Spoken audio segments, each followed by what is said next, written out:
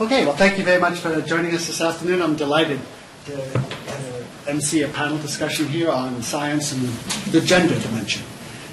One of the secrets to administration is to surround yourself with smart people. People have often told me that's easy for you, Simon. I can tell you that today I'm surrounded by a brilliant panel, and I look forward to our discussions on issues involving women in particular in the STEM disciplines: science, technology, education, medicine, engineering, and math. Medicine is good too. And hopefully to share some pieces of advice for many of you in the audience who are facing the choices about careers in the STEM disciplines. And certainly I, for one, would hope all of you choose careers in those disciplines. So in the invitation to this, we had long bios, but rather than simply read those to you, I'm just going to do very abbreviated introductions to each of our panelists, and if you feel it's important to add to that, to give a history, I'll have to do that. I think I'm going to start here in the middle. This is Dr. Barbara Kincaid, who is currently Vice President for Response Biomedical Corporation.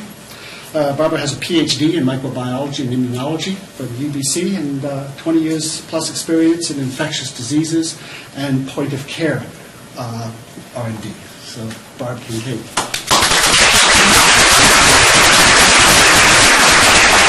And known to many of you on the far side is Professor Sally Otto, Canada Research Chair and Professor of Zoology here at UBC.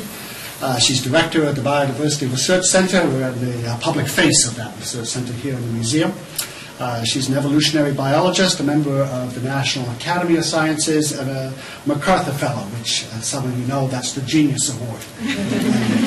Sally Otto. And finally, we have Professor Laurie Leshin, a longtime friend and colleague of mine, currently Dean of the School of Science at Rensselaer Polytechnic Institute in Troy, New York. She's a planetary geoscientist. She's held several leadership positions at NASA Goddard Labs, and also at NASA headquarters. She's a member of two instrument teams who have instruments operating on the Mars Curiosity rover, which is currently on the surface. And as we heard last night, that's a selfie for the young folks. That's a selfie. This picture. remarkable instrument the rover took of itself and posted. So, Professor Laurie Leshin.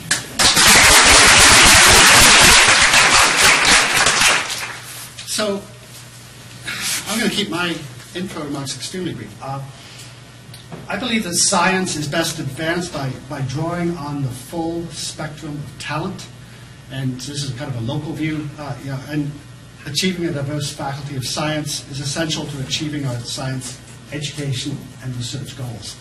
And I'm, on the one hand, quite proud of the efforts that we've been putting into this over the last 7+ years to increase the number of women in our faculty in all ranks, putting in place policies that enable women to have children, having careers in academia, augmenting maternity leave with research support, and a whole slew of initiatives designed to the extent possible to eliminate biases and increase the diversity of our faculty and faculty of science. And similar efforts are taking place across UBC, across North America. I'm proud of that, and at the same time, I look at it and I go, we're not going to get to where I think we need to get. And so one of the reasons I wanted to bring this panel together was to hear some ideas and to think about ways that we can maybe, to be tried outside the box ideas. I think we're doing everything we can think of. It's not going to get us all the way, and I'd like to hear your views on that. From science's perspective, we've achieved roughly equal numbers of men and women at the undergraduate and graduate levels in a number of fields in science. A number, not all. But there's far few women entering physics and computer science and engineering. So there's a disparity there, even at the undergraduate level. And then of perhaps even greater concern, our graduate program here in the life sciences, it's got gender parity, equal numbers of men and women, and yet you start to look at the assistant professor ranks, we see women opting out of the academic career path in the postdoctoral years. And so I think that's also a critical issue. And so what I'd like to do is go to each of you in turn and just hear your kind of big picture perspective on the things, and then we'll get into some of the particular solutions. And so let me start with the person who's traveled the furthest, Laurie. Okay. Well, let's see. So thank you, Simon, and thanks. It's great to be up here with two very distinguished women. This is wonderful, and thanks to all of you for taking time out of everybody's busy schedule to come out and have this conversation. I agree that it's extremely important, and like Simon, I'm a dean, so I'm in a similar position of trying to see that whole picture of the pipeline of students coming in, the graduate students, and then doing the faculty hiring. And I'm sitting here going, outside the box, the pressure, I don't know. But so I'm not sure I'm going to come up with the perfect solution here today. I don't think any of us are, but I do think it's important to keep the conversation going. So we are, like Simon, trying to do everything we can to shine a light on the issue. I mean, I think that to me is the first step, and not as so much as a social justice kind of issue, which I think it partly is, absolutely. But to me, there's a business case for diversity to be made, which is that we face major challenges as a planet. We have great discoveries to be made to help address those challenges, and we need every brain we can get working on it. We need all of the diverse talents, the different ideas, the new ways of thinking. We need new ways of thinking if we're going to solve these big challenges. And it's not necessarily going to be in that individual PI's laboratory. It's going to probably be with big diverse teams of people from different backgrounds coming together to try to solve those problems. So to me, that says we need as much different kind of brain power as we can get working on these issues. So I really very much see it as we are responding to a global need by working towards having a fully diverse workforce.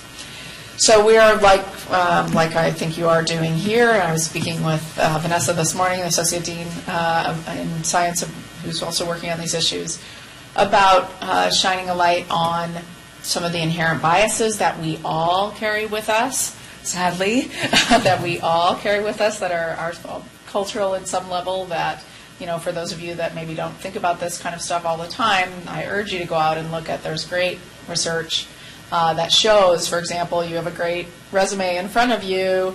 If it's, resume from John versus resume from Jane, men and women tend to both find John more qualified for the job and want to pay him a higher salary to do it.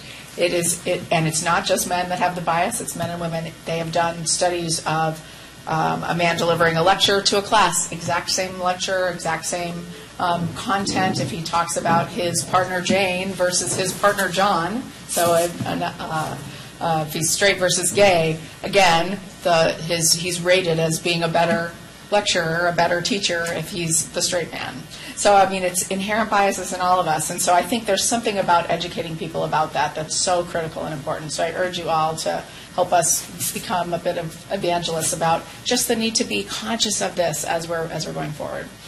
We're doing a lot, and I can talk more about this later, and I'll wrap up here in a second, that around trying to recruit more women in computer science. We can talk more about some of that. I think the critical thing for our recruiting of faculty is to ensure the committees generate a diverse pool of candidates. Make sure you've got women on that list and bring them in, and oftentimes they'll blow your socks off, and so then you have the best chance to really get them in the door. And so really we're focusing on student recruitment and faculty hiring to try to overcome some of these biases. Thanks, I'll leave it there to start with.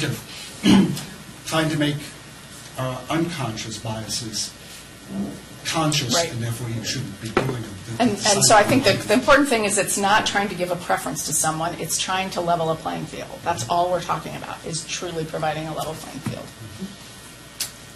So I would come from that from a slightly different perspective, just because I'm in a business and I run a large portion of the business, so I have a lot of control over who gets hired and who's on my team, and I totally agree with the diversity. So I have men on my team, I have multiculturalism on my team, and I have women on my team. And so I have the opportunity to actually implement some of that. So I work a lot with HR, and we do look at, I honestly, to be honest with you, when I read a resume, I don't look at the degree and I don't look at the name. I'll go through the whole thing first and compare them equally, because whether we like it or not, culturally, we have innate biases that were pressured on us at a young age, for me, for sure. And you sometimes don't even realize it. And I think self-awareness is so important. And looking at how you make a decision, and, you know, even after a decision's made and it's the right one, take another look at it. You know, why really, and then when the person actually comes in and who they are and how they behave starts to come out. And that multiculturalism and that gender diversity on my team makes it really interesting. The dynamics is not straightforward. There's people bring things to the table. And I often talk about with my team in one-on-ones, you know, they come to me with their stresses, right? And they come to me with things. And I say, you know, don't take things personally. It's not personal. And people do. And their personalities are what get in the way in the end. It's not necessarily the skill. You may be really smart. And so this is where I look at my women on my team, and they're wonderful, they're brilliant. I'm more likely to say to a female, you know what, you are way smarter than you realize. You are more than capable of making that decision. You don't even need to come and ask me. And I do that a lot more with women. I do it with men too, surprisingly. I've been surprised by that, biased. I have been surprised by having to do the same coaching with a man. Right? So there's that innate bias, even though I'm, you know, oh yeah, I have gender diversity, I have diversity male and female, but you actually don't realize you have this innate thing going on that you need to deal with on a daily basis. And when we start talking about leadership, I'll get into how self-aware you have to be a good leader, because you have to know how your actions and what you're thinking and how you think and how minor it may be to you and how big of an effect it may have on somebody else. So I think what you're saying, to build on that, is really key, to be conscious of those things. And even as a woman, you're doing it at the same time. Maybe even more so, I wonder sometimes. So, Thanks. Sal? I'm going to echo many of the points that Laurie and Barbara have just made, but perhaps emphasize, too, that in science, if you're doing something the same way everybody else is doing it, you're not going to make much progress, because there's so many people already thinking that way. You have to think about, to solve a problem, you have to look at it in a new way. You have to attack it in a different way, approach it in a different way. So needing diversity, you really do, in order to be able to get new angles into problems. And I think that also is freeing. If you realize, you know, maybe I don't fit into this mold of this old professor with a gray beard. I don't. and that's not me. And I'm not going to make it if I have to be that. But if you realize, well, I don't want to be that. I want to do it my own way. I want to be myself and follow my own lead, because we need to tackle problems in new ways. And we can do that. And so I think it is freeing somewhat that we shouldn't be all trying to stay in the mold, but trying to diversify the way we approach science. And that once you see it that way, it gives you a little bit more power to go, I'm going to do it my way. Well, thanks, Helen. I'm going to go a little off script and ask you, Barb. I've been in academia all my life, and I know the stats, and I know that we currently have approximately 25% women in faculty and the Faculty of Science. It's on an upward trajectory. I've got grave concerns it's not going to hit 50% unless we do something different. I don't know as well the statistics in industry or in your particular company. And so, right. So, I mean, across the organization, just a quick snapshot, it's probably around 50-50. When you get higher into the, so I'm a VP and I'm at the top level and I deal with the board of directors, right? So that's even higher level. At that level, there aren't other females. One step below me, it's diverse, and there are females. And I don't see them being treated differently by the males, and I don't really see that, but it may be a special case, because when you get into the stats, it is 10% at that level in industry. It is worse than academia. So when I look at academics, I think you guys have done a great job. Really? I really do. Because when I go into business at this level, it's quite different. It is different. It's still male-dominated. Same so in government. I was at NASA for 6 years in a senior exec role, so you think about sort of very top. And at some level, they're pretty good. You know, the number 2 at NASA was a woman. And the last 2 have been. That's pretty cool. Haven't yet had a woman leader of NASA, but We're sitting with her today. God help me. But you look at like the 10 field centers where the real technical work is done. 1 out of 10. Now it's 2 out of 10 are women, and they were among the very first in the 50-year history of the agency. I can't tell you the number of meetings I would sit in where I was the only one, and so it's still like they're there at the so it's sort of a glass ceiling question. It is. For women rising up in the ranks. So it's the pipeline is leaky at all levels, for sure.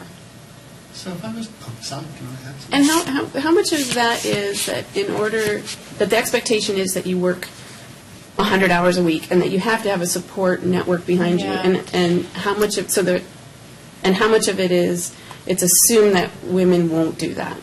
I think it's not so much that, especially in a place like NASA. It's that the women don't necessarily get in line for the really great technical opportunities to lead big projects that then end up being the on-ramps to the leadership roles. So I think it's about looking at the on-ramps at all levels and making sure that the plum jobs aren't going to the same old set of folks that have always done them, and to really allow for some growth of new folks into those ranks. Thank you. I'm going to follow up on that to look at the on-ramps,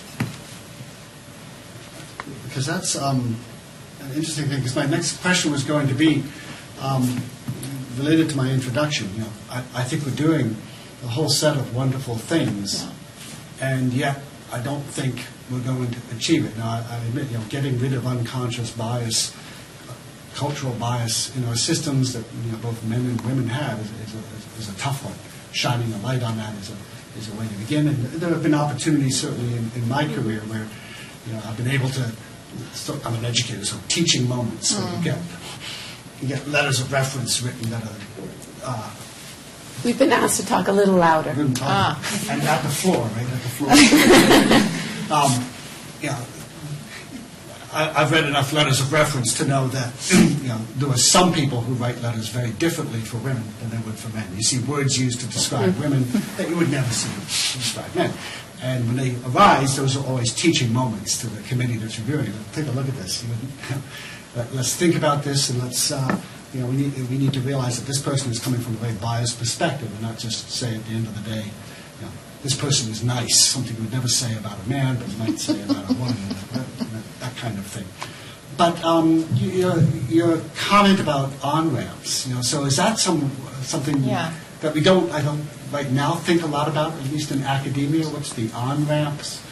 So I think there are things we could do more of. When I was a postdoc at UCLA, and after that 2 years, I got what was called a faculty fellowship. Do you need us to use a microphone instead? It's fine. Men, they talk so quietly. Oh, sorry. So it was a faculty fellowship. It was 2 years. It was sort of like a half-time faculty position. So I had half a teaching load. I was able to be a PI on proposals. I had a master's student. And it was sort of a test drive. And at the end of that 2 years, the expectation was they might offer me a position and they might be able to convert me without having to do a search. That's the kind of on-ramps where I think, again, you can bring, it gives everybody a chance to make it really a real thing, to bring in some young, talented people and see how they'll do in that environment. And perhaps that's that kind of mechanism. Certain fields tend to do it more. Mathematicians really tend to like these sort of hybridized postdoc pre-faculty kind of slots, and that might be an interesting one to try. Yeah, it's ironic. Canada used to have just that type of program, called the UFA program. Yeah. It was wildly successful. It's shocking how many of our department heads came in as through the UFA program, where you could kind of hire women early and allow them to develop it kind of as a quasi-postdoc, and it goes into a tenure-track position. They have phased that program out. So a step in the wrong direction. Yeah, well, and it's interesting, because in the end, they wanted to keep me, and I got a job at ASU, because he hired me. And And so it was great for me because it really allowed me to kind of beef up the resume too. So even if it's sort of taking a more global view, that it helps prepare with people who might not otherwise get that opportunity for that next step wherever it is, which is still good for science. It's good for the field. One point to emphasize there, too, is a lot of the postdocs that we have, which are the bridging positions, the postdocs are often not in charge of the projects that they do or the questions that they ask. So it may not be as good of a bridging training ground as the opportunity that you're talking about, where you learn how to be in charge of the questions as well. Right. Yeah. So just coming from a different perspective, because I did choose to leave academics, and the reason I did, one of the things that I felt was a pressure for me against being in academia was that I didn't want to leave Vancouver. I had a personal life here, right? And so I did my PhD at Children's Hospital through UBC, and then I looked for a postdoc, and I came out to UBC and worked with Jim Cronstad for 5 years. And then I was thinking, well, I'm not going to get a professorship here. I have to go somewhere else, and I'm not going to go somewhere else. Because I do, when I look at pedigrees for people in academia, they have moved around to get to where they are. So that was one of the bases of my decision for leaving. And listening to that suggestion, had there been an opportunity like that, maybe I would have looked at it differently. I don't know. I can't speak to that because you don't know when things are different, what you might have done. But there was definitely a drive. I'm trying to keep my life balanced. I don't want to leave the city. You know, I need to try something different. And so that drove me into the business. Now, if we get into career opportunities in business, this is the other thing that was missing for me. I had no idea that my background was so applicable to so many different things. I had no idea, right? And so when I look back at what was available to me to understand and learn what opportunities were out there, there weren't any. So before I came, I phoned my daughter this morning because she's 19, right, and she's at university. So I just asked her, I said, what does an engineer do? Oh, they build things like buildings.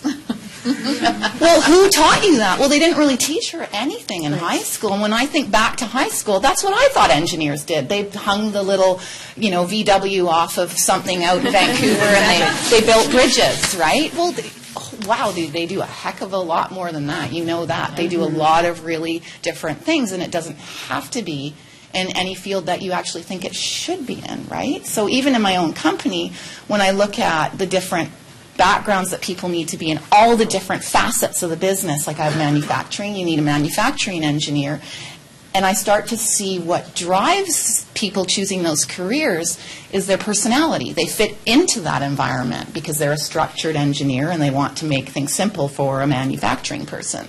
So the science can be applied to all sorts of different things, and your personality can drive you to pick those different fields. I never knew that. I walked into a business and I had no idea. I was like, I went in as a scientist, I was going to work in a research lab in a business, and that was going to be my career. And so I don't know if there's ways to educate, and I don't know what you learned today in terms of what opportunities are there for me if I become an engineer. And you don't have to have straight A's, right? You don't. You just need to, whereas when you're starting to drive towards academics, you think you have to be the smartest person, and you push yourself, you got to be. At the end of the day, when you're finished, there's way more pressures and way more things out there for you. So don't beat yourself up if you have a 65 or a 70% average, because I think a lot of that goes on too. For people who are very driven, right? We tend to push ourselves really hard and really worry about that. And you don't have to be perfect.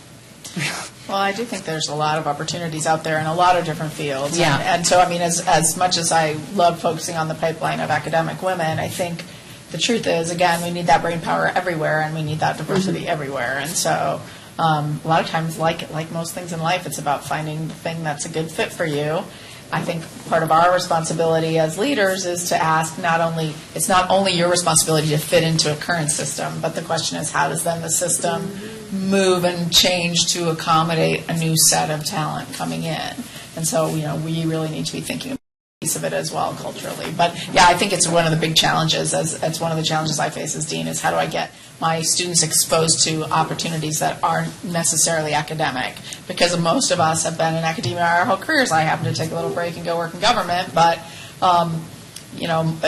we have a certain perspective on the world, but most of our alums don't work in academia, and so that's, I think, a great opportunity to get alumni to come in and talk about, like you. Well, and I have an ulterior agenda, because I do wish there was more conversation between the university and the businesses, right? Like, I would love to know what are people doing out here? I would love to hear the ideas, but I don't necessarily know, when the talks are and I don't have a lot of time, but I could send people that are interested out to the different things. So, I mean, that's a separate topic, but those are the things that I would recommend as people start to, it's not just one thing. There's so many things you can do with your science background really well.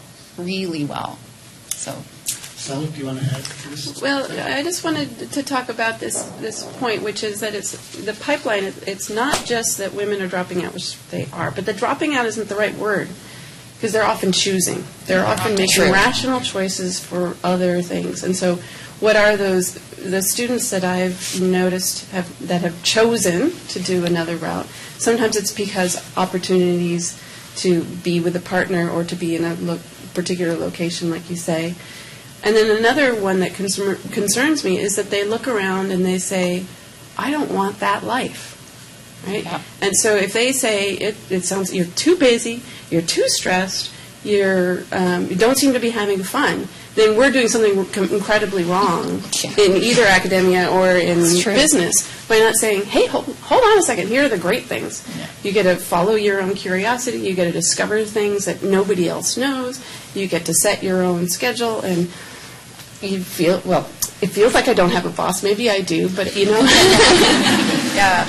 I always used to liken it to running a small business, but within the umbrella of a very large supportive organization. It's just like being an entrepreneur. The ideas are yours. You have to have a great idea in order to raise the capital, in order to produce the product, which is new knowledge in this case, and if you want to kind of keep getting that investment, and it's very entrepreneurial. And that, to me, that there's just like, the guys in Silicon Valley that are, and most of them are guys, unfortunately, starting those businesses. We need more women down there, too.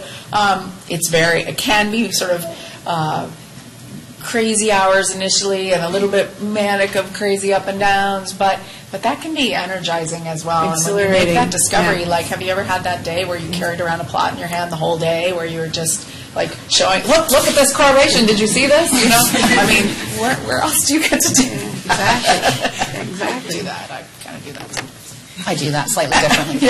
No, you do. It's passion and it's fun, and the people make it really fun too. Mm-hmm. I mean, I work long hours. Yes, I spend a lot of time thinking about work, but I love it.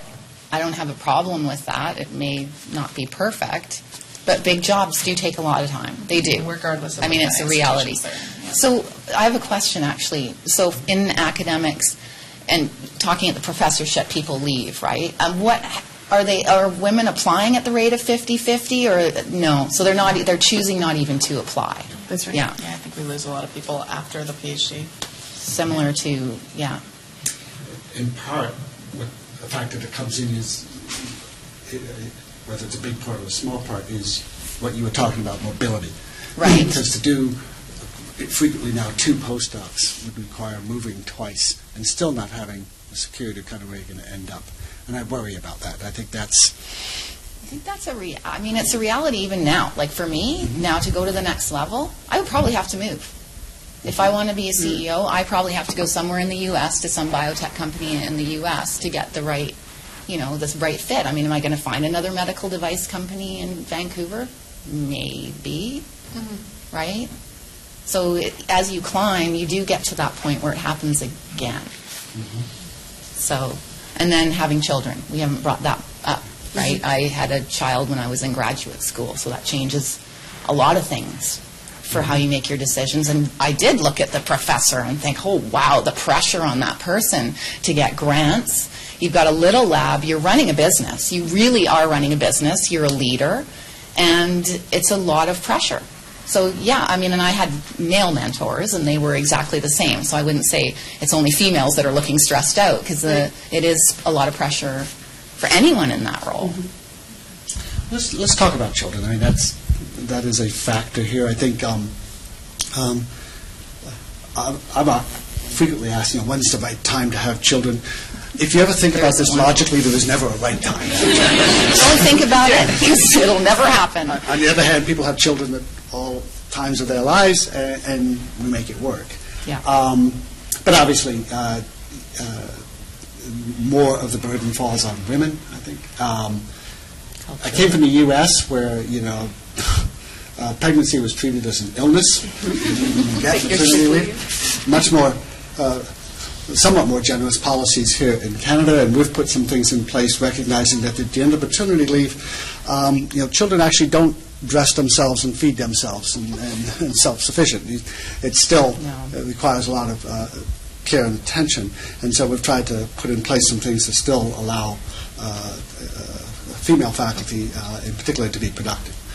But what are your thoughts on, it wouldn't surprise me if this question has crossed the minds of many people in this room. What's the right time to have children? Can you have children in academic careers or in executive industry careers? Yes. Yes, you can. Yes, you can. And I do think there are more supportive places. I do think UBC has been a very supportive place to be a parent, both because you have childcare on campus. My partner and I were both hired at the same time, and so that's another major thing that can help be a family-positive policy. But I have colleagues that are at other universities where it's really a struggle, and having a child is seen as turning your back to the science that you love, which is ridiculous, because it's not what people are doing when they have children. The way I saw it was, you have to make a decision about what you want to make sure you achieve in your life. When you get to be 90 or however old it is, when you're looking back in your life, you have to make sure that life includes all the things that you wanted it to include. And so if that is having a child, then you make it happen. And I think once you see it from that perspective of you want to be happy about your life in the future, then the pressures from outside matter maybe a little less, and you just decide how to make it all work and balance. But finding those environments that are supportive, finding the right friends, that even if you're not in the right environment, maybe finding the right friends that can help you weather the storms, or help you kind of bitch about the person that just said something that was really nasty about your choosing to have a child. Just having a support, having a support network or a supportive group that thinks in a positive way. Barb, you said a few words already. Well, yeah, I don't think there's any good time. I mean, if you think too hard about it, there really isn't. So you just do exactly what you're saying. You just do it. I did it. I had a child in grad school. I don't highly recommend that. Probably the postdoc years are a little better, but that links to exactly what you're saying, where that's when women tend to leave. And if I look back at my colleagues, yes, women have left science and are at home with their children after a postdoc. And it's not like 50-50. I mean, I just know a handful. And then there's women that choose to go into into industry or other careers or government. But they do. I think women have a lot of choices. I really do. I almost think they have more than men. Because it's more likely a woman will choose to stay at home with their kids. It's not necessarily socially acceptable for a man to make those decisions. I see more men taking paternity leave than I have. Actually, so maternity leave is now a year, right? And it was 6 months when I took it, and I was a grad school, and I didn't get paid for 6 months. So I think things have changed a lot, which is great. I mean, I don't know what it is in the U.S. Maternity leave is not that long. It's not mandated 6 the same weeks. way. Yeah. Sick leave. You can take your sick leave for 6 weeks. Yeah, is it's what my very friend short, said. which to me is But as students, unbelievable. it's a different thing as well, and faculty really don't get sick leave, so it's a very different thing. But we do have family leave for men and women, and it stops at 10 o'clock, and so we have some pretty family-friendly policies. My PhD advisor, who had a bunch of women students, sort of said to us, well, grad school is probably the best time because nobody's watching the clock, really. It's different than once you're on the tenure clock. Now, of course, they stopped that, and it's a bit easier. But it is one of the last times when people aren't really counting very much. And so that was until, of course, one of my colleagues, another student, got pregnant, and he said, oh, this isn't very good timing. So,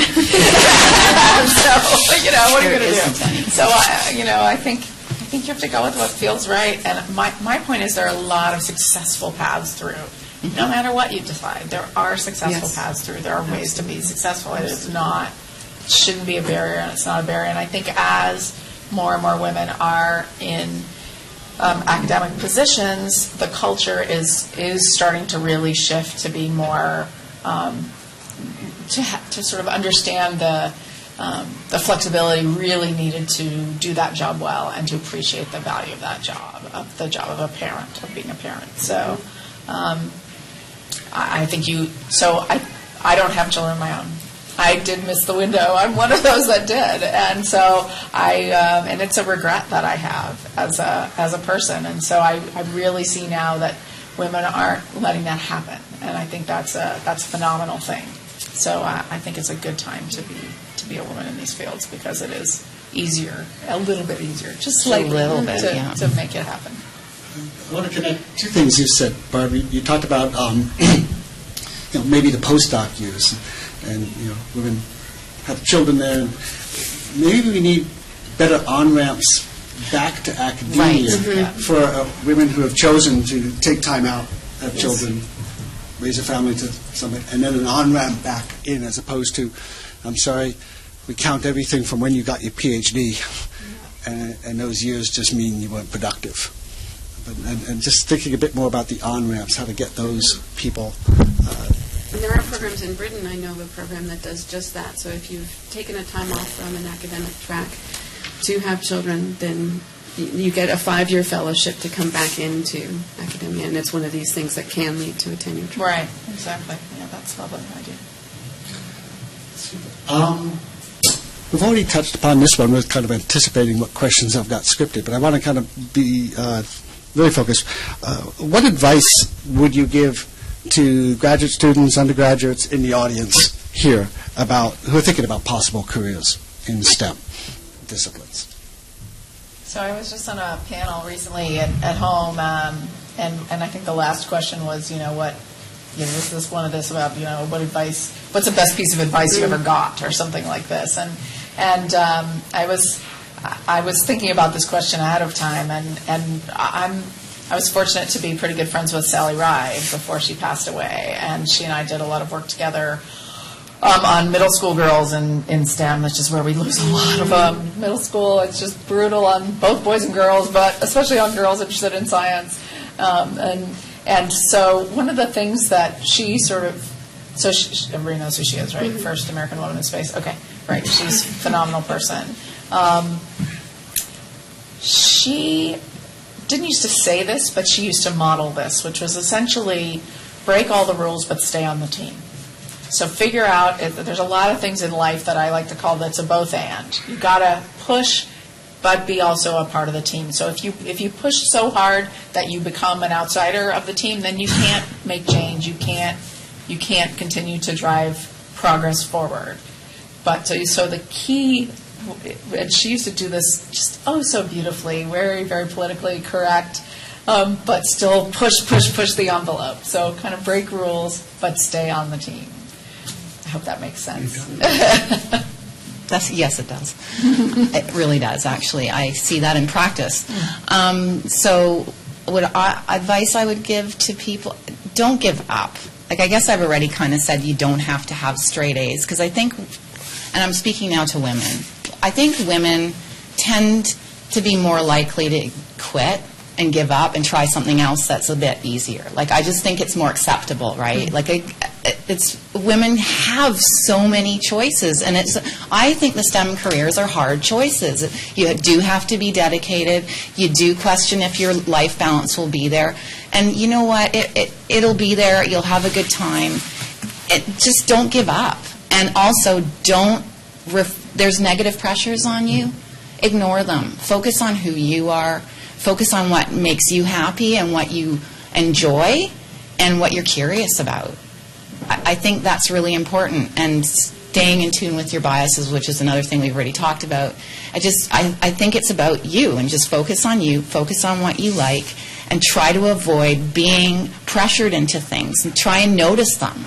Try and be aware of them. You sometimes aren't even aware of what your pressures are. Like, if I were to try and tell you how I ended up where I am. I don't think I could even conceptualize every pressure that was ever on me. But what I can tell you is I did focus on what I really liked, and I tried to ignore the noise around me. And I think because of this interest, because science is so interesting and there's so many cool parts of it, it actually can be easier to do that.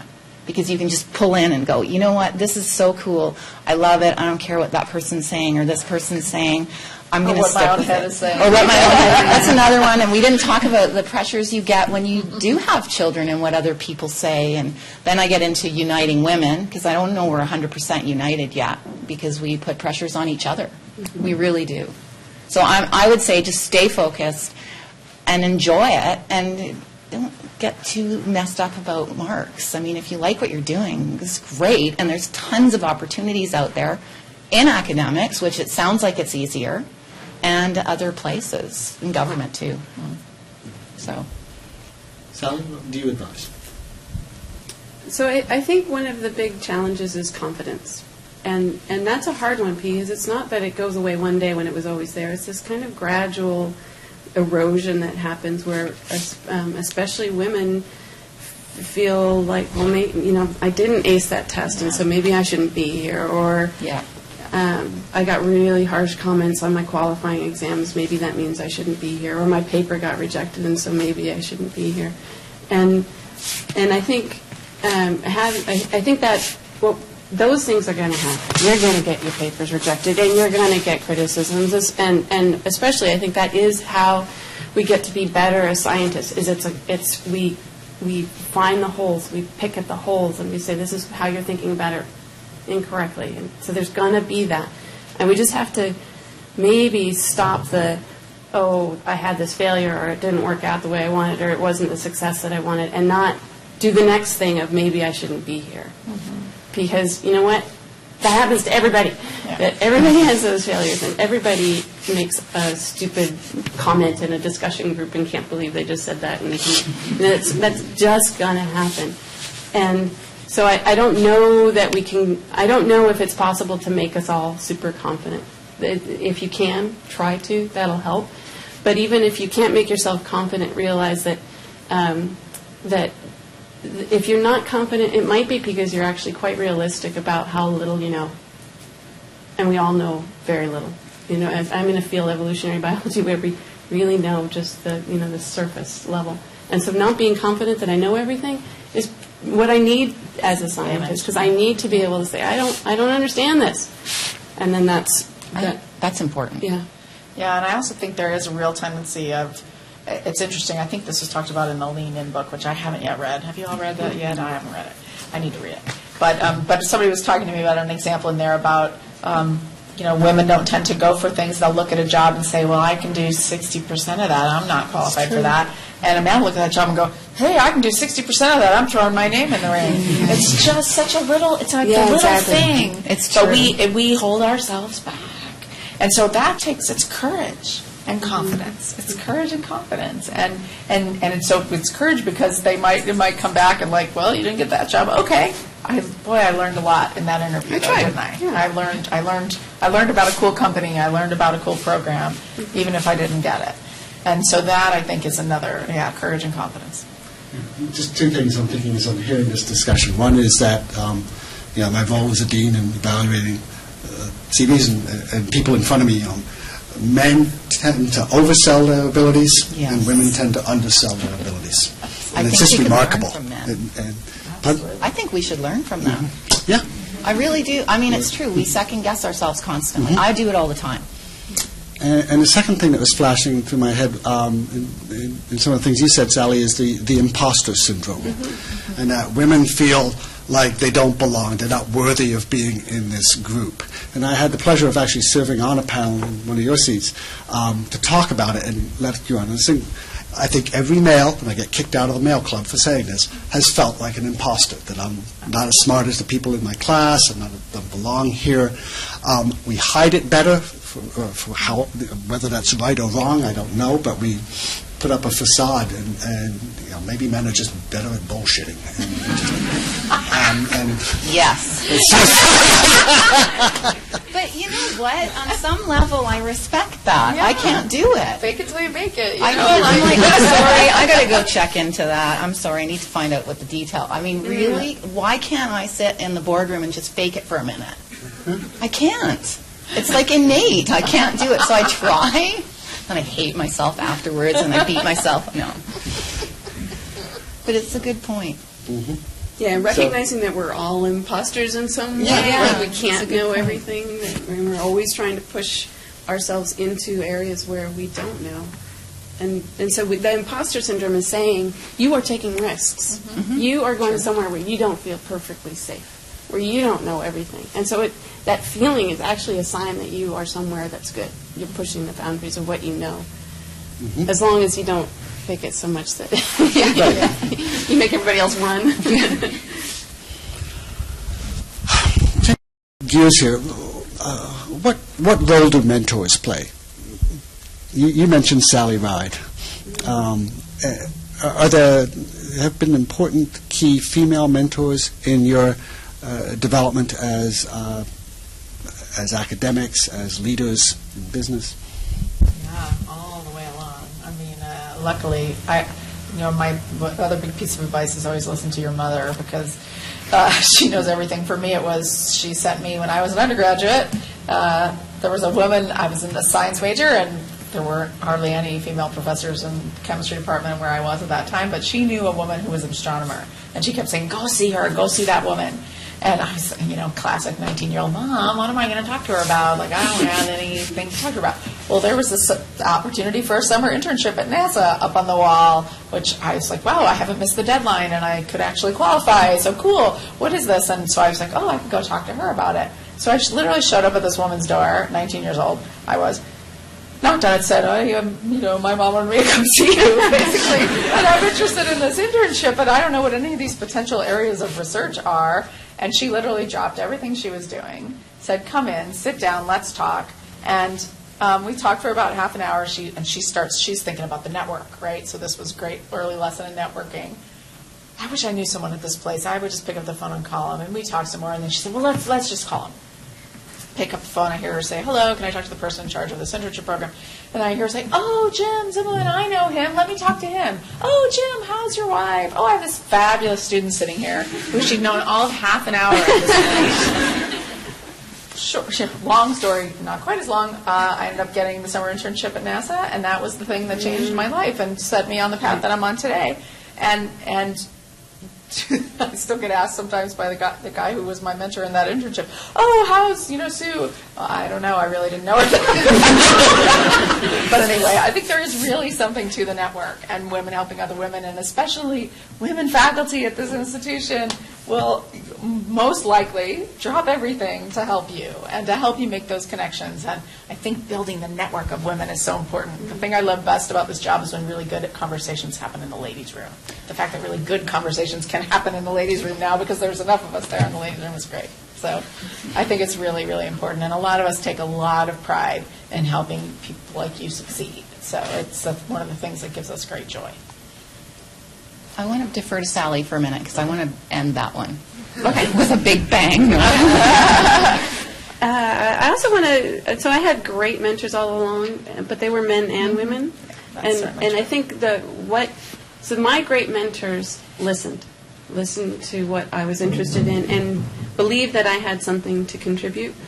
And so find those mentors that want to know and encourage your way of thinking and as you're exploring new areas. And that can be a man or a woman.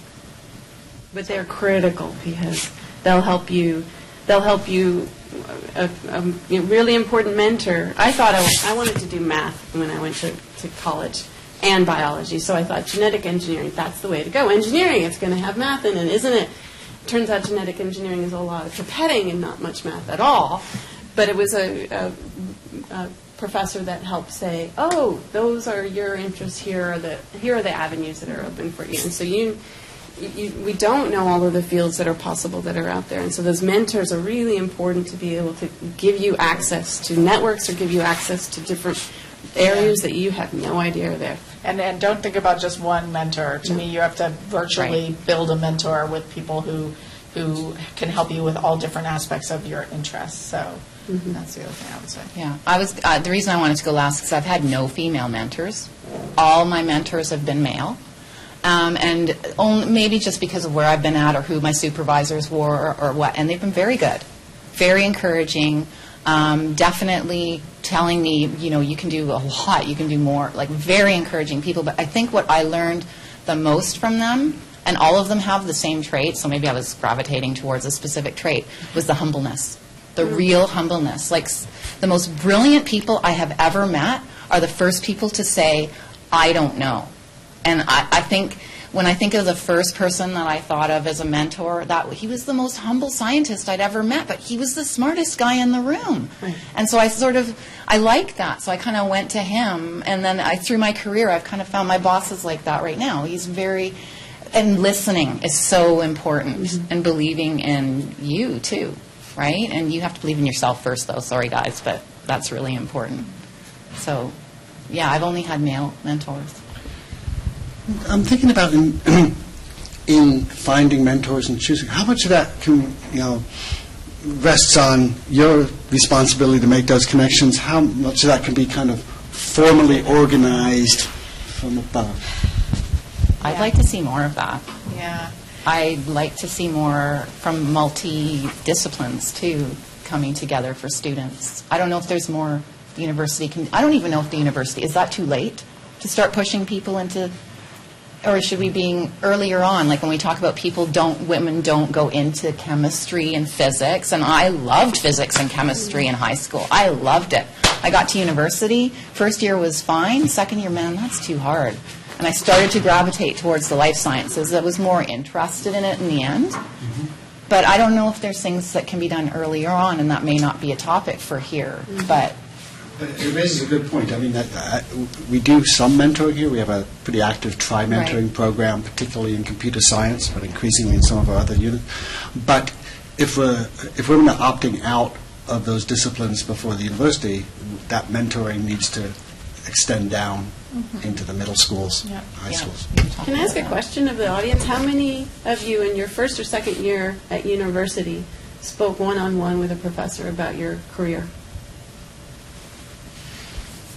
How many spoke to a woman in business? That's not very many at all. No. Yeah. So I think there has to be more. I do tend to think with those of us that were a bit more sort of in the ultimately bold to be able to go knock on that door and to be self-motivated did benefit from that. And I think it can be harder for other folks to do that. So where you can facilitate it, I think it's good. But on the other hand, you can't always facilitate that match, right? And so what you need to think about is how do we create that sort of ecosystem, the environment where people can probably run across lots of different folks and help, provide support networks. And it doesn't always have to be faculty to student. It can also be student to student. I mean, I think there's a lot that can be done. But I think if we also set the expectation, you know what? We're here to help you find your careers, and the first person whose door you knock on, they may not have the time, but keep at it. And if we tell our frosh that that's part of the university experience, is figuring out your love, the job that's the perfect match for you, and we have to. That the expectation is that that's going to happen. Well, and back to your point when we talk about confidence and how confidence kind of builds over time. In those first 2 years, what percentage of the students or female students are confident enough to go and talk to a potential mentor? I wouldn't have been. I would tell you that. I would not have had that confidence in first year. So how do you or the deans or the faculty make that? I mean, it's almost like we have to pull them in somehow. There has to be. And the mentoring program, that's great. I don't know how many people in business are in that mentoring program. Some? In the tri-mentoring, Yeah. the third level is commonly alumni from business. That's good.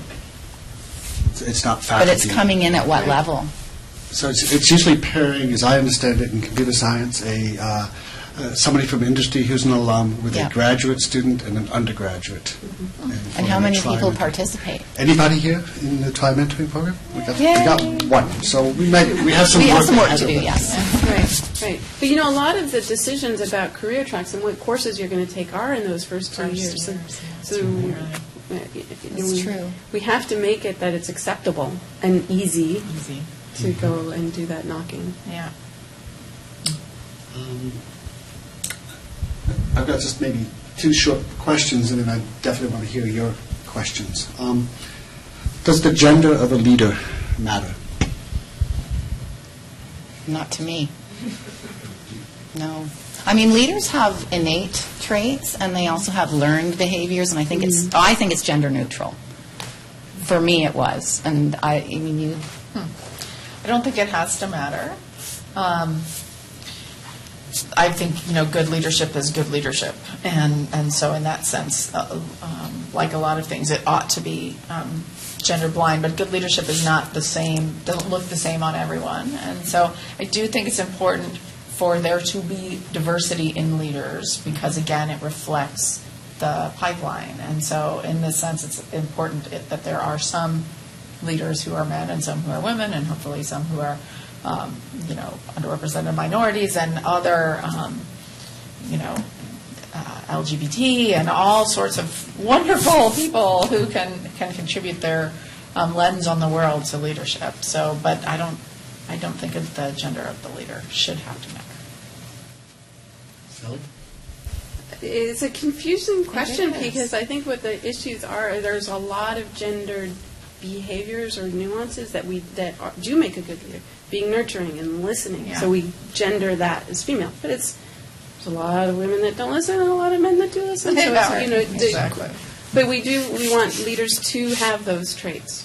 And also to have vision and drive, but a mixture. And so it's almost like what we have to be able to do is break down the stereotypes and create the combinations that are the right combinations for leaders.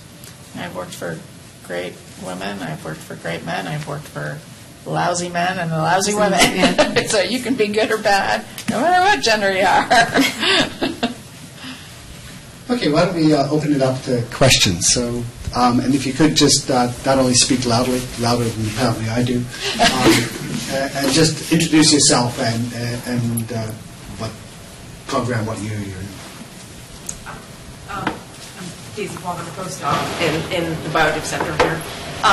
And I've always thought I think about this a lot, and I was wondering, to the imposter syndrome doubts issue, confidence issue, is it, in your experience, have you found that, I wonder how much of it is that we feel like that women feel that they are obligated to justify their decisions a lot more than men might be. Even for things like having a family, I've always said I didn't want to have kids, but I feel like men and women will question that decision all the time on your behalf. Are you sure about that? You're going to change your mind.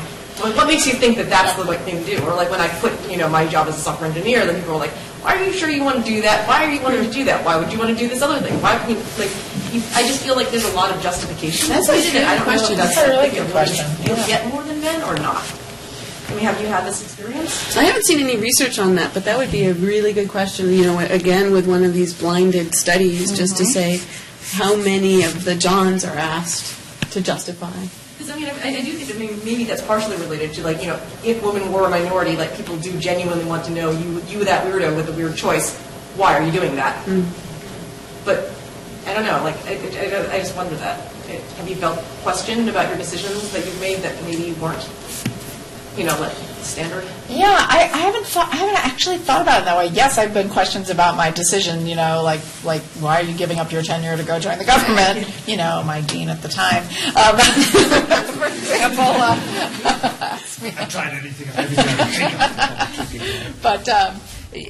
But I haven't really thought about it from the perspective of gender. But it might be true that so it's a question of an external driver on an internal thought process, or is it more that we use that questioning to validate something that we're already thinking, that some question that we already have about ourselves. Sometimes I think we tend to resonate more with the we resonate more with the weaknesses than you're getting complimented about our strengths, and I think that's actually true of a lot of people, not just women, but we especially, I think, suffer from that of focusing more on our weaknesses instead of playing to our strengths. So it could be that it's a sort of a vicious cycle, mutually reinforcing thing. Yeah, I don't know of any research on it. It's very interesting. I'm trying to think about that too. When I said earlier on that you want to not pay attention to those things, you want to really believe in yourself, and you do question yourself on the decisions you make, and I do think sometimes you're questioning yourself and you're hearing the question in someone else, right? But it comes back to, don't worry about that. Just pay attention to go hide in an isolated room and think about it, right? I do think that because we naturally second guess for whatever reason, there's studies on that, you tend to respond to that internally, probably more than a male. I can't speak for males, but I don't think they let themselves beat themselves up over it as much. They probably just go play football, right? Which is a great idea. So that's sort of my answer. Other questions? Kendra Moss, I'm a postdoc in micro. So how do you balance being a nurturing team player, which I naturally will be, and not being everyone's assistant? Which last year I was applying for jobs and realized all of this informal teaching that I've been doing can't go into a CV, can't really go anything other than maybe a line saying I've mentored these students. How do you take the opportunities to help students with projects without crushing your career and becoming a lab tech? Well, first of all, you should take credit for that. You should talk about students you mentor. You can put a part in your CV about students that you mentor, I think. But it's funny, again, on this panel I did recently, one of the women was talking about, why is it always the women that when you go into a meeting at lunch and there's like the plate of sandwiches and they've got saran wrap on them, it's always the woman that goes over and just automatically, even if she's the VP, right, that starts unwrapping the sandwiches. Like, what is that? I won't do it. Yeah, so she was talking about how she makes a joke about, says, hey, Bob, why don't you go and wrap the sandwiches for us, and tries to figure out ways. I just think I think it's an absolutely fascinating thing. So, so it's like anything. I think you have to think about the balance. You have to keep your eye on the ball and figure out how you can enroll others to help the load, for example, of mentoring students. If that's something you're passionate about, well, why not bring others in to try to help even do more than you're able to do on your own? It is interesting because I definitely had this when I was a young professor, like, why is everyone coming to me with their wacky personal problems? I'm not their mom. Like, I'm not, how do you end up not putting yourself in the position of being their mom? And so there's a little bit of personal toughness that you have to develop that is, that's about some boundary setting that's appropriate, that's keeping your eye on the ball. It doesn't mean you're not contributing to the team by doing good things like mentoring, but I do think you have to be conscious of it and be realistic about the way that you spend your time, because you can slip into that area. It's absolutely a great concern to have. I want to turn it. I think you do have to set limits, and also you have to get your main work done for sure. But helping others is a major motivator, huge motivator. Yeah. I help others a lot, and that's a big part of my feeling of satisfaction at the end of the day. And so recognizing that it is a motivator helps say that I'm not going to go cold turkey on this. I just have to do the right balance. And there was a recent study from, I think, a NYU professor that was trying to change corporations, and they were finding that financial rewards weren't motivating people. But if you said, if you showed people, here's a person that's going to benefit from what you do, that was motivating. And so I do think that you are helping others because that is something you get a lot of reward from, and that's a positive. A lot of emotional reward from that. Yeah. And It then, got to the point where other postdoc students were coming to me instead of them. Right. And that's when I was like, and then maybe try and make it what you want to. And so I'm sure there's questions that they're coming to you with that's like anybody could answer. But if they're ones that are going to help you push your research forward or ask new questions or lead to collaborations, spend more time with those. And maybe you should be a dean later too, because to me that's one of the real satisfactions of going into academic administration is getting to help enable lots of others. And if it's something that you really do draw a lot of pleasure from, you got to get that. You got to get your chops, your scientific chops first. You got to get yourself well established. But there are also ways, if that is really something you draw a lot of pleasure from, there are ways to pursue that in the scientific field as well. So we need more women deans too. So.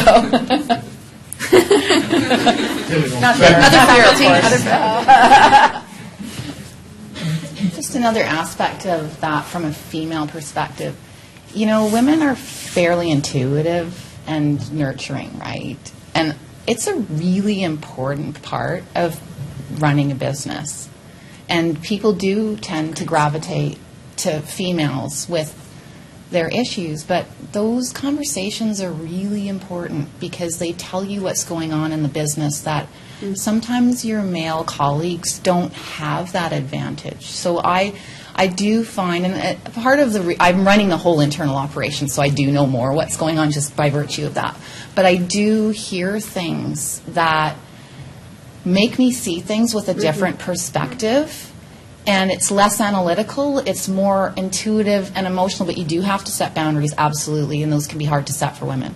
But it's helpful. It's really helpful, and I could go on and on about the psychology of running a business or anything. The human part of it is so key, and those are advantages that you have. And there's a lot of advantages women have that we haven't. Well, you touched on it, the networking. Like, I can network pretty fast with a top female in another company because I'm female. Guys don't have that advantage. And it's a pretty big advantage for me. I don't use it very often. I'm very careful about connections. I respect it. But I do notice how easy it is for me to go to a conference and meet other women in key roles that perhaps might be important for our whole movement forward. So the networking and the things that are available for women are an advantage. They really are, and they are helpful in all sorts of areas. I mean, if you want to get into history, we can talk about sororities. They were started because very few women were in a university. There'd be 5 of them. So that's where it all started. And now, you know, oh, God, you're in a sorority? What? Women need to unite on things, really. So there's networking, that's an advantage, and I think nurturing and being intuitive and caring is an advantage, but you absolutely need to set boundaries, and sometimes it's not very nice in my world. It's not a warm and fuzzy world. So sometimes it's very challenging. But there are other women around you can talk about it with. So. Hi everyone, my name is Ankita. I'm doing my undergrad at UBC with a double majors in psychology and geology. So I was curious about whether the Faculty of Sciences have taken any initiatives, or are they planning to take initiatives to get high school students, student casting thing like this kind of a panel for high school students or girls younger, because I think that was a concern that we brought up a couple of times, that it's earlier on that girls are sort of taking the decision, we don't want to do science, or this is too hard, or... I've been thinking hard about that over the past 5 minutes. So the short answer is no, we haven't been thinking about that. But you know, it's opening my mind to the idea that we need to reach down and share experiences and role models and thoughts about, you know, the joy actually of going on in STEM disciplines for boys and for girls. I think we turn off boys as well from these disciplines. Yeah, I think there's something about, just briefly, that when I was a grad student, I think that there's a great way to leverage undergraduates and graduate students to reach into the high schools. That's true. I was involved in a program that was all about trying to get girls not to opt out of taking the hard math and science classes in high school, because then at least you just keep your options open. It's just about keeping your options open. It's not saying you're going to be a scientist, but if you opt out too early, then you're done. It's impossible to recover. And so I think there are things that, and they would just do panels, and they wouldn't say this is a panel about women in STEM, but somehow all the panelists would be women students, and it was a good subtle way of reaching out. And so that was a good program, actually. Yeah, and one thing related to that we haven't really got into, and I mean, my daughter's 19, so I can see it. Yeah. The pressures on girls are a lot different now, and I don't like them.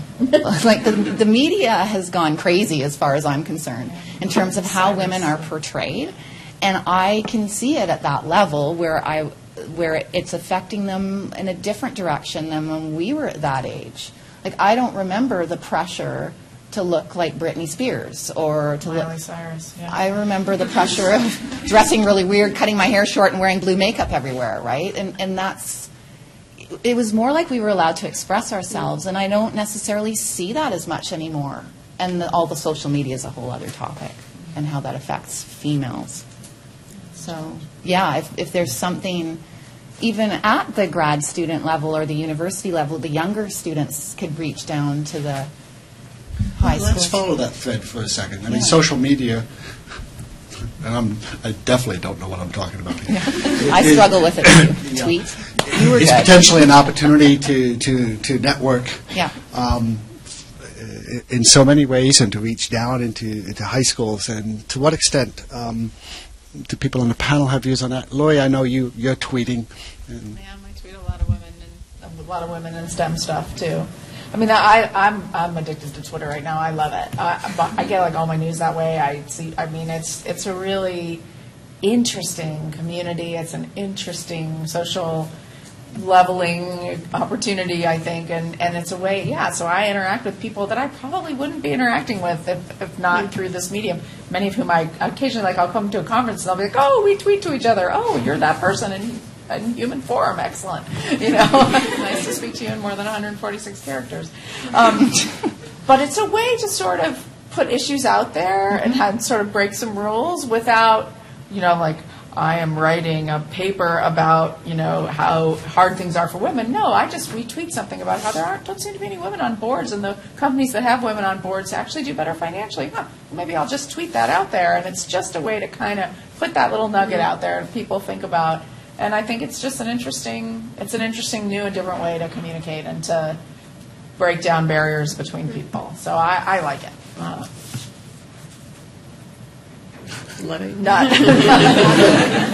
I have all of, almost 800 followers, so it's not like I've got a huge thing going on there, but that's a lot. I'm enjoying it. Yeah, I'm enjoying it. So.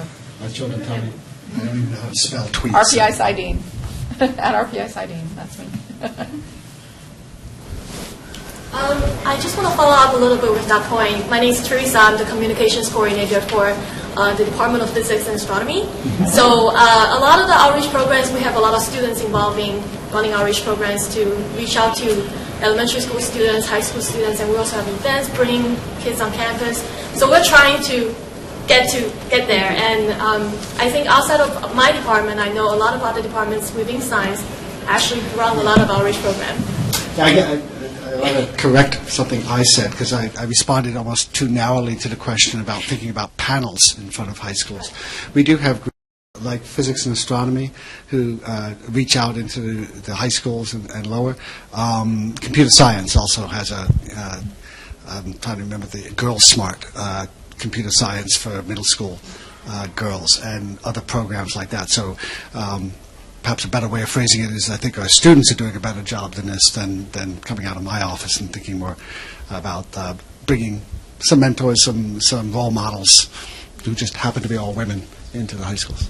And if anyone is interested in volunteering, Faculty of Science actually has a page that has all the outreach programs, which is a really good resource to go to. I think many departments would actually appreciate volunteers, especially female volunteers, to be there and then to help out with some of those activities. So. One of the greatest things at the Sally Ride used to do these science festivals for middle school girls. Like we used to have them at ASU, and it's like the most inspiring thing in the world. 1,200 13-year-olds running around learning about STEM and doing little hands-on courses and stuff. But one of the best things about it was they also had things for the parents. So they had dedicated sessions for the parents to go to about, you've got a girl who loves to code. What are you going to do? How are you going to help encourage her? What resources are there? How do you get her to be talking to the right kind of mentors and thinking about the right kind of universities. So I think that's another target group that would probably be good to think about how you reach out to. I actually have 2 comments. The first is I wanted to give some support for that idea that you were talking before about having on-ramps for after taking, my name is Thea, and I'm in bioinformatics, a grad student. And so this idea of having on-ramps back after taking some time off, because I think the idea of taking time away from research is really scary, because you feel like you're going to fall behind. And so having this idea ahead of time that you know that there are situations in place that will help you catch up, I think would be a really, really good thing, for sure. And my second question is, Barbara, you were mentioning a bit about how it's maybe easier to network with other women at conferences and so on. I was talking to a male friend, and he was saying that when he goes to conferences in the States, he finds that he has a really easy time to strike up conversation really easily because he just starts talking about sports with anyone. And immediately they can start talking, and then you transition to the science. And so I was wondering if you could expand a little bit on how you find networking with other women, whether there are sort of tracks that you take, like hot topics that you use, or is it that you find that it's more like you don't have that kind of shortcuts that you use? Well, my hot topic is usually we're a couple of nerds and we get right into the science, usually. And I would say in general that's what happens, and then you tend to gravitate to women in business. You start to gravitate to talking about what we're talking about today. You do. Just because you are both dealing with it, and, how is it working for you? How's it work? And it's not easy. I mean, at the end of the day, I can sit here and say, you know what, it's not that bad, but we do talk about it a lot. We do. So it's there. The pressures on females might be slightly different. But what I do like is the comfort of having someone else in a similar position somewhere else, and what are they dealing with, and so you tend to talk the science and then gravitate towards that. And then you get to talk again later and show each other your technologies, and will they be able to work together. So you move faster in that direction. So I don't know how football goes to science, goes to sharing and to agreements and collaborating and stuff. Maybe that happens for guys. But yeah, I find it an advantage. The other thing is networking changes quite a bit. When at your stage, the first conference can be really intimidating because you know nobody. Yeah, right. And it's just, I have to force myself into all of these conversations. And it changes really quickly now. At this point, I get to see my former grad students or the other grad students around here. I get to work and see my collaborators and see friends from all different stages of my career. So that the networking is most painful at your stage. Unless you leave your Then science, you have to start then you again. start again. So I do go to a lot of conferences where I don't know anybody, so I use the female thing and find other females, or I talk to men too, but you kind of start to connect. But but that's true, because when I stayed in academic, it was hard at that age, but then you start to see your other colleagues succeed, and they have their own labs and the collaborations, and here's an example right here, right? Yeah, well, and I do in sort of academic administration, it's a similar thing. Oftentimes I will sort of strike up a conversation about what their path has been, and I am always sort of like, wow, pioneer, okay, a woman president of a university or something, like, amazing.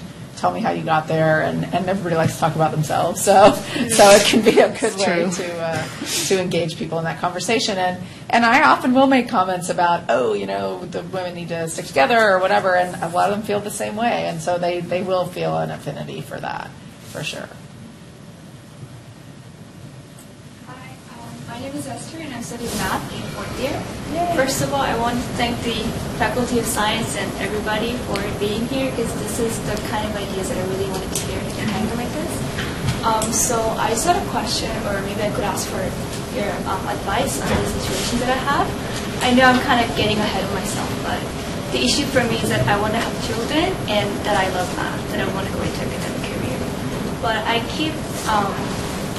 feel like on-ramp sounds great, but even after that, I'm going to have children and I'll be like researching, I guess, as a professor. Then I think I'll feel pretty bad that I'm not fully committed to both researching, or either researching or caring for my family. And I'm getting ahead of myself here, but I don't know how I'm going to balance that pressure or like feeling bad about that, because I know I'm kind of trying to achieve everything here, but I want to hear how you guys like did it, or how you guys would have approached it if you were in the same situation. That's a tough one, because I think like I don't feel that guilt. I don't. I love my child and I love my work, and they both see me through. But I do know a lot of people that feel like they need to be 100% there for their child. And we have the privilege of having a good job, so I can hire help. We can hire good daycares. They knew more about child development than I did when I had my kid, and so I didn't feel bad about it being this kind of team approach. I wasn't going to be there 24 hours a day for my child, but I still got to, tickle him and play on the ground and learn all of the superheroes and the Marvel and DC comics. And so I don't know if you can grapple with that, but maybe focus more on the love and the pleasures that both give, and not the guilt about being unable to do it all. I think I don't have kids of my own, but I still have the guilt of feeling like I'm doing lots of things and not doing any of them as well as I could if I gave more attention to them. Mm-hmm. So I think what you're articulating is a very common feeling for all of us, whether we have kids or not. So I mean, I constantly am struggling with how to, I have this report due. I haven't started that yet. Oh, I got to start that. Whatever's going on, or gosh, I'm working on Mars tomorrow. I'm not ready to start my shift yet. And so we've got to.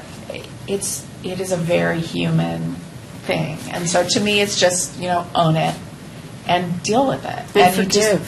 Forgive yourself. Forgive yourself. I mean, I think that's give yourself permission to not be perfect and to not have try not to have a nervous breakdown.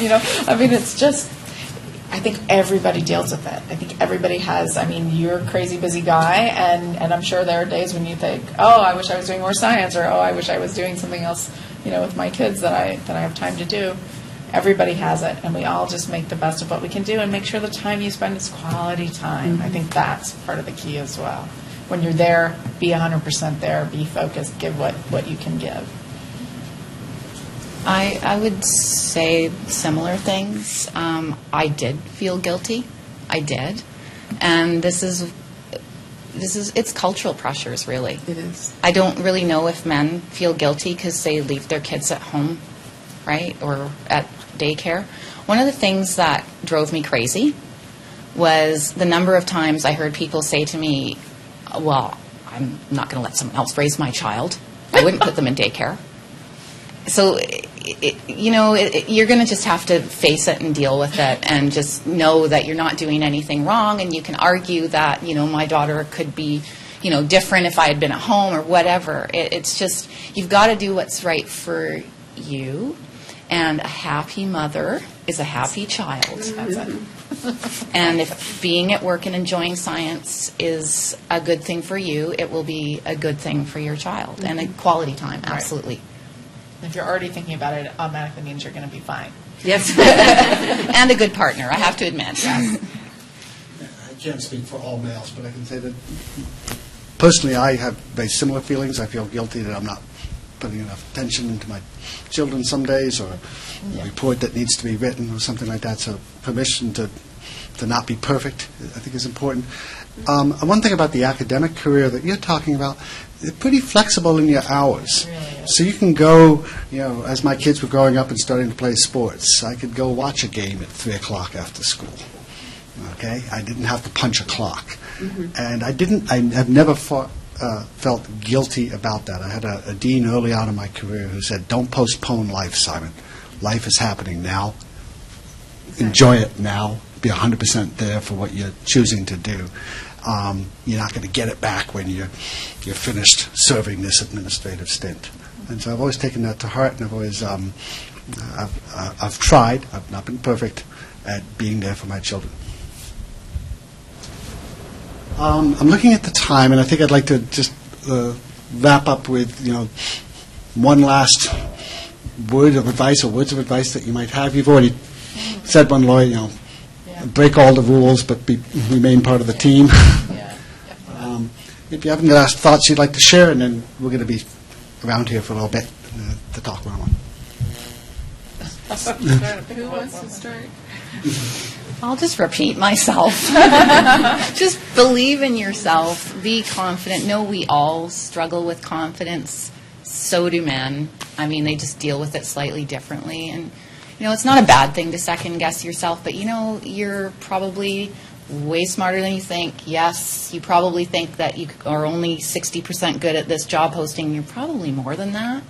You probably aren't, so I just think don't listen to the negative pressures, listen to your heart and stay focused, and you will get where you need to get.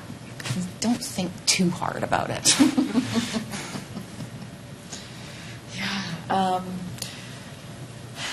So one of the hardest lessons to learn, and I talked about this a little before, is about recognizing your strengths and not focusing so much on your weaknesses. I think the concept of building on your strengths is a really important thing to think about. What am I really good at, and how can I, and what makes me crazy with happiness whenever it happens, So how can I build on that and build my thinking about my life and my work life around those things, rather than here's all the things about myself I need to go fix. Not that you shouldn't work to improve yourself, and obviously we all need to, and you all have to take those courses and learn some of that stuff, and there's a basic piece that you have to do there. But really, truly happy and successful people are people who figure out how to do the things that they're really interested in and make them happy most all of the time. And it is possible to do that. But even so, we all have to deal with some stuff in our jobs that's lousy. Learn how to not worry very much about that. You do that work, but you really focus on those things you love. And it's amazing what you can get done if you focus on your strengths. And I think I would add to that by do as much as you can to find the field that you love, that will enrich you and give you strength to get through all of the other negative things that fly your way. So in the end, you can say, but I enjoy what I do. Mm-hmm. And I think that will take you through a lot. Yeah, absolutely. Well, it's great words to end on. Enjoy what you do. I think there's a lot behind it. So please join me in thanking the panel for taking the time today.